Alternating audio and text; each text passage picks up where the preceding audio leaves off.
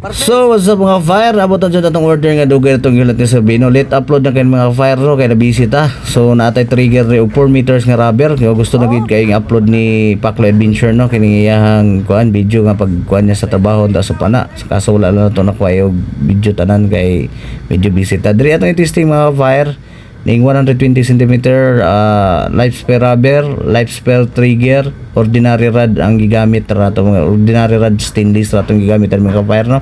So nagalanganin ko diri og load sa tuang spare gun mga ka-fire kay medyo mabaw ang kanal sa iyang shark fin no. Pero testingan gyapon nato ning pagpag pikas-pikas ibabaw gubos. So dili gid mo palos gwapo kay ato ang trigger mechanism mga ka-fire no nga gikan kay Sir Bino. Tapos diri sa ikaduha nga po na mga ka-fire 120 cm life spare rubber, life spare trigger, ordinary rod ang gamit ra to kang Dante Horton nga pa na mga ka-fire no.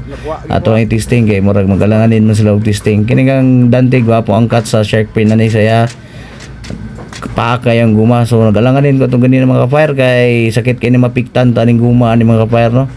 So mao na dinhi ang duha ka finished product nga simple spare gun nga gama ni Dondi nga gwapo gihapon kayo no. Puro life spare gamit ani. Salamat mga kapatid.